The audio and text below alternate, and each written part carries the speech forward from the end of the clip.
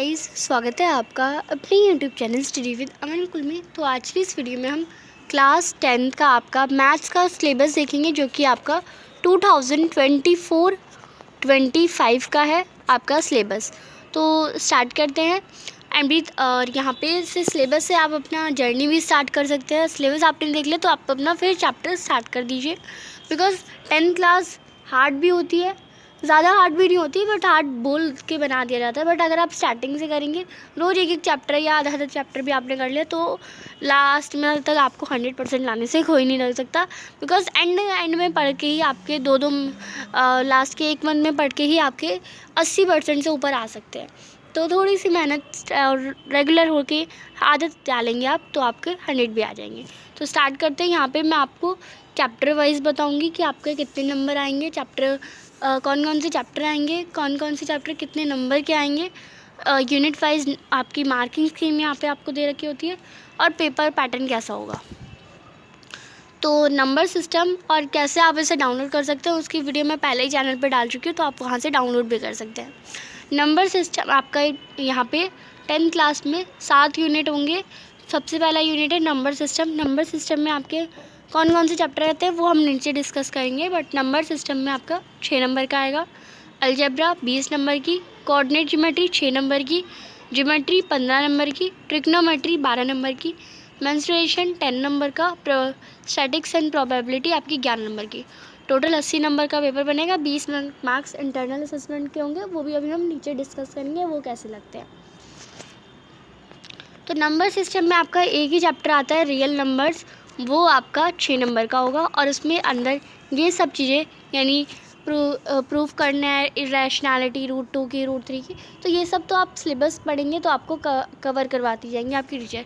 ये पॉइंट्स आपको बस ध्यान में रखना है कि ये सभी आएगा, इसके अलावा कुछ और नहीं पढ़ना। आप जब बुक खोलते हैं तो आपको दिखते हैं ये सब कि हाँ, जैसे आप बुक खोलते हैं तो इंट्रोडक्शन पढ़ना है, फिर फंडामेंटल थ्योरम ऑफ अर्थमेटिक पढ़नी है, तो ये सब आपको पढ़ते स्टार्ट करते हैं तो आपको पढ़ते पढ़ते पता चलता है। तो ये सब आपका सिलेबस है, यही आपको पढ़ना है, इसके अलावा कुछ नहीं पढ़ना।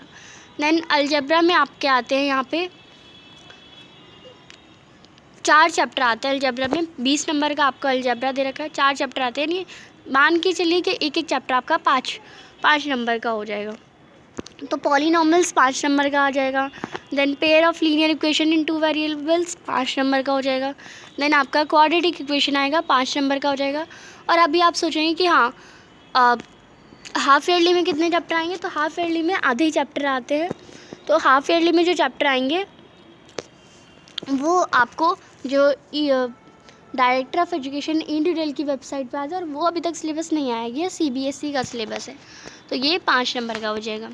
देन कोऑर्डिनेट ज्योमेट्री में एक ही चैप्टर आता है, ये 6 नंबर का आपका चैप्टर हो जाएगा। देन ज्योमेट्री में आपका 15 नंबर का चैप्टर आएगा, ट्राइंगल्स, सर्कल्स, और यही दोनों। तो 15 नंबर का अगर हम माने तो सर्कल्स चैप्टर जो है छोटा है, ट्राइंगल्स बड़ा है, तो हम इसे हम 8 नंबर का दे देते हैं, और वो आपका 7 नंबर का हो जाएगा। तो ट्राइंगल्स आपका बड़ा चैप्टर है, थ्योरम भी ज़्यादा है इसमें, थ्योरम एक ही है बट आपका हार्ड होता है ट्राइंगल्स चैप्टर। तो ट्राइंगल चैप्टर आपका 8 नंबर का हो जाएगा, और सर्कल चैप्टर आपका 7 नंबर का हो जाएगा, और ये दोनों मिला के आपका 15 नंबर का हो जाएगा चैप्टर ज्योमेट्री की यूनिट में।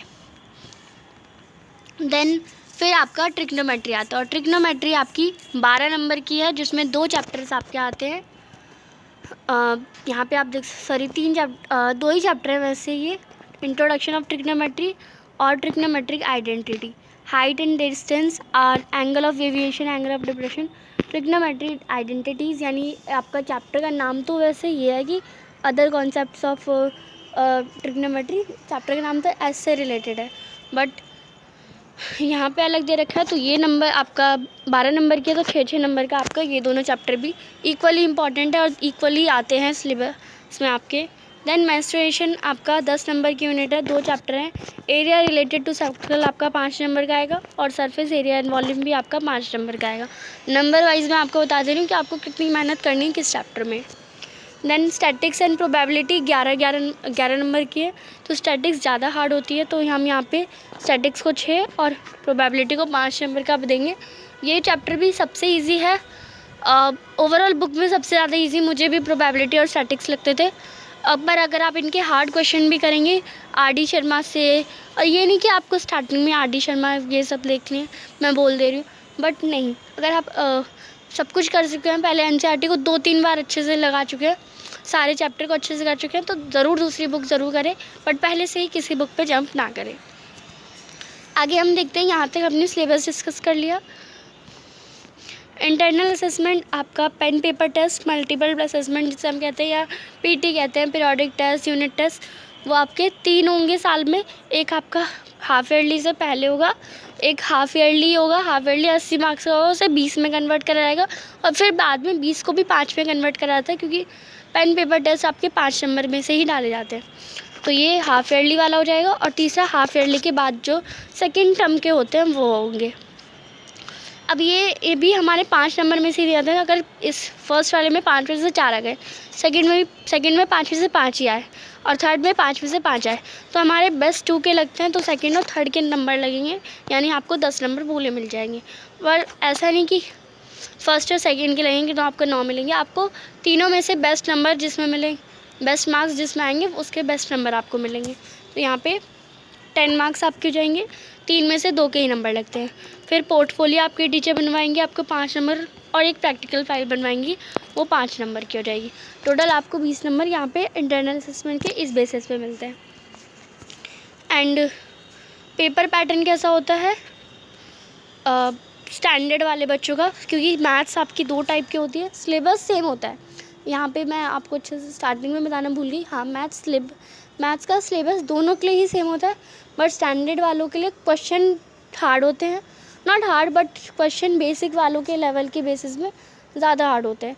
यानी कुछ ऐसा ही समझ लीजिए कि आपको जो क्वेश्चन बेसिक में 5 नंबर का दिया जा रहा है, वही स्टैंडर्ड में 1 नंबर का दिया जाएगा, तो उस बेसिस में आपके क्वेश्चन आप देख सकते हैं। तो हम स्टैंडर्ड वालों का पहले देख लेते हैं। उनकी रिमेंबरिंग अंडरस्टैंडिंग 43 मार्क्स, कितना आपको याद है, वो 54% होगा, पूरा पेपर का एवरेज 43 मार्क्स कवर करेगा। कितना आप अप्लाई कर पाते हैं, वो 19 नंबर का, कितना एनालाइज कर पाते हैं, इवैल्यूएट करते हैं और क्रिएट करते हैं, वो 18 नंबर का देखा जाएगा। 80 नंबर का पूरा आपका पेपर होगा। और यहाँ पे बेसिक वालों के लिए रिमेंबरिंग और अंडरस्टैंडिंग आप देखिए 43 से सीधा 60 पे, कितना आपको याद है, क्योंकि पेपर तो आप सारा जो याद है वही तो करके आएंगे, तो वो 60 नंबर पे है। कितना अप्लाई कर सकते हैं, वो 12 नंबर ही देखा जाएगा। कितना एनालाइज यानी कितने हार्ड क्वेश्चन को अटेम्प्ट कर सकते हैं, वो 8 नंबर, यानी हार्ड क्वेश्चन की परसेंटेज ओनली 10 ही होगी, हार्ड क्वेश्चन आपको होंगे ही नहीं। एंड मैथ्स की बुक आपको 10th क्लास की लेनी है, और मैथमेटिक्स लाइब्रेरी जो आपकी है, लैब मैनुअल या एग्जाम्पलर, आपको वो भी 10th क्लास के एनसीईआरटी पब्लिकेशन लेनी है। तो यहाँ पे मैंने आपको पूरा सिलेबस बता दिया। चैनल को अभी तक सब्सक्राइब नहीं किया तो प्लीज़ सब्सक्राइब करें, और आपने बाकी सब्जेक्ट के सिलेबस अभी तक नहीं देखे तो चैनल को प्लीज़ जाके विज़िट करें और देख लीजिए। Thanks for watching, bye bye guys.